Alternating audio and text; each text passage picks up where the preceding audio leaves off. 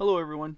Welcome to Unit 3, Lesson 1. This is a pretty short little lesson in which you just learn what about real numbers and classifying real numbers. And then I'm going to show you a couple quick examples on basically punching radicals in on the graphing calculator. If you haven't bought a graphing calculator yet, I strongly suggest that you do so.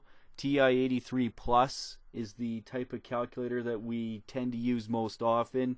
You'll see me demo a graphing TI-84 Plus, and it's required for Pure Math 30 anyway, so you might as well start getting used to it in this course. You can evaluate radicals on other calculators, but each calculator has its own little tricks to it, so what you'd have to do is learn how to use your calculator. I will demo some stuff on a TI-84, and to note, there will be some graphing later on in this course where you have to have a graphing calculator to do so. So I'm going to start you off with actually example number 2. Example number 1 was right in your notes. It was pretty quick. But example number 2 has us actually punching in some stuff. So what we're going to do is evaluate, which means come up to find an answer, the following. And we'll put a few of these into our calculator. So A, we're going to look at some square roots. Let's punch in on our calculator the square root of 18. Well, this one's actually pretty straightforward. Let's bring up the calculator right now. On the TI-83s and TI-84s, notice that the square root symbol is just above the x squared key. So because it's not an actual key, it's above a key, we'll always use second function and then that appropriate key to bring up our symbol. Now with the calculator, it automatically comes up with a bracket as well, and that's indicating that whatever you're supposed to take the square root has to be inside brackets. So we're going to take the square root of 18, punch in 18. You should get in the habit of closing the brackets just so that you know you're only taking the square root of 18. If you had other operations to do this with, then you could get a mistake in your answer by forgetting to close the bracket. So we go square root 18, hit enter. Let's round our answer to the nearest tenth, and we'll write this as 4.2. So square root 18 equals 4.2. Let's try something with a little bit more complicated to punch in.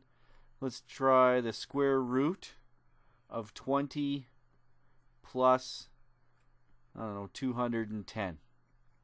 And notice I've got both numbers under the square root sign.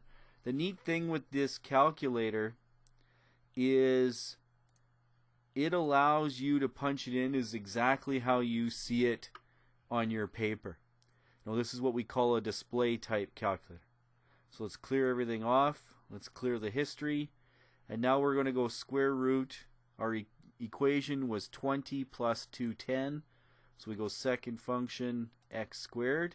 And we can go 20 plus 210. Close the bracket so that it's taking the square root of that sum. Just checking to make sure I had the right numbers. Hit enter. And you get 15.2, I guess if we round this to the nearest tenth. 15.2. And our last one that we'll try with square roots, let's go with 2 root 6 minus 3 root 2, and we'll divide by root 10. Now what I'm going to do as the unit goes on is show you how to simplify these without the graphing calculator or without a calculator, and we're going to go through many rules on how to simplify radicals. But whenever you're asked to evaluate or express your answer to some decimal place value, what you can use is the calculator to do so. If I asked you to write this as an exact value, then you will have to learn the rules of simplifying that I'll show you in the upcoming lessons. But if this was just an evaluate, what it really means is 2 times the root of 6 minus 3 times root 2. And then we're going to divide that whole thing by root 10. So what I'm going to do with my calculator on here is, again, bring it up, clear everything off, clear the history, and you can punch it in as exactly how you see it. We have the entire numerator being done first, so I'm going to put that in brackets. And I'm going to go 2 second function x squared to bring up root 6. Notice this is very important that you're closing off the root of 6 because you're doing another operation to it. So then we'll go subtract 3 root 2, close the bracket, and notice I'm closing the bracket again to make that my entire numerator. 2 root 6 minus 3 root 2, that's the entire top. What I'm going to do is divide it by the denominator. And if there was more than one term in the denominator, I would group that as well. In this case, there's only one term. I'm just going to go root 10, close the bracket.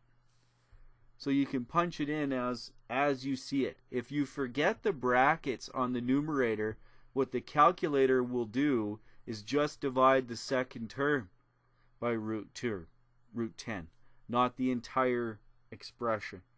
So you must include those brackets, hit enter, and we get 0.21, I guess, or 0.2 to the nearest tenth. So this should be 0.2 to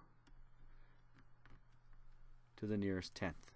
So that's whenever you're putting in square roots. And square roots won't have a little number beside it. I'm going to show you what a cube root looks like in example 3.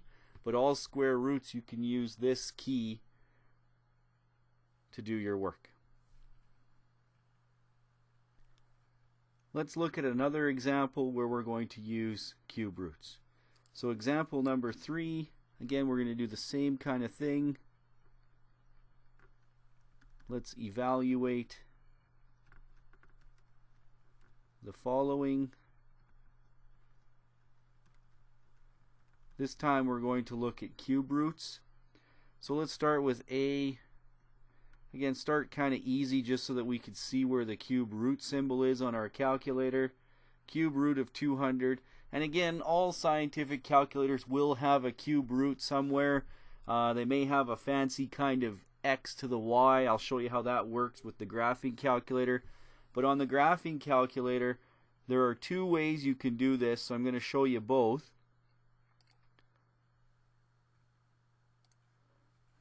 There are 2 keys. Now notice you don't see a cube root on your front pad of your calculator, but if you press your math key, you'll see a few options come up. You know, this is a way of changing numbers into fractions or decimals. There's a cube key, and then there's a cube root key, and then in option 5 there's a root to the x key. So you could use option 4 or 5 for any other root. Well, I guess I should say you can only use option 4 for cube roots. You can use option 5 for any other root. And I'll show you how to do cube roots with 4 and 5, so that if you ever see anything else like a 4th, 5th, or a 6th root, you would use option 5 on there. We're going to stick to just square and cube roots in this review course because that's the most common stuff you'll see in Pure Math 30. So the first thing I'll do is choose option 4, and then notice my cube root symbol comes up. Put in 200, close the bracket, hit enter, and you get 5.8. The other way you could do this is actually put in the root. I'm going to take a cube root, then go math, choose option 5, then put in 200. Close the bracket. So in this way, in the second method, you are telling the calculator what root you want, then putting the number inside after. And it'll take the 4th, 5th, it'll take the 100th root if you put 100 there. And notice when you hit enter, you get the same answer for both. Now I suggest that the cube root symbol is easier to use, but you can use the nth root, which is what they call that. And that's probably what's on a lot of the scientific calculators, is that x to the root y kind of thing. And then what you'll have to do is punch in your number, then hit that key, then put in whatever's inside the radical sign to probably get your answer if you're on a scientific calculator. So there's 2 ways to punch in a cube root. So we get 5.8 as our answer for A. B, let's try something a little bit harder. We're going to go with the cube root of 70 plus the cube root of 125.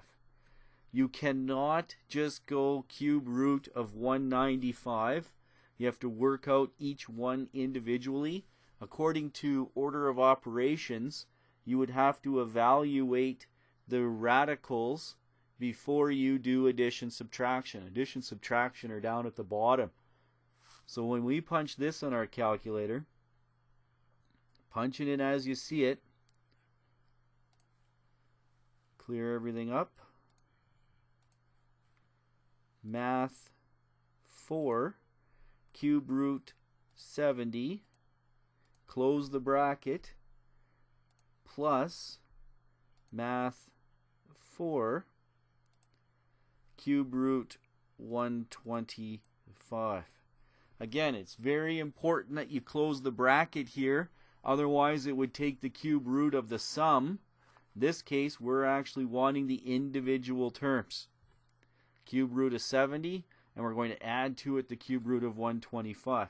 What you may have to do on the scientific calculators is work out each one separately, then add them together. But with the graphing calculator, you can do this all in one step and get 9.1 as our answer. So this is 9.1. And a third one here, a little harder one to punch in. Let's go 4 times the cube root of negative 125. Subtract 2 times the cube root of negative 64. Let's see what this equals to. Again, bring up our calculator.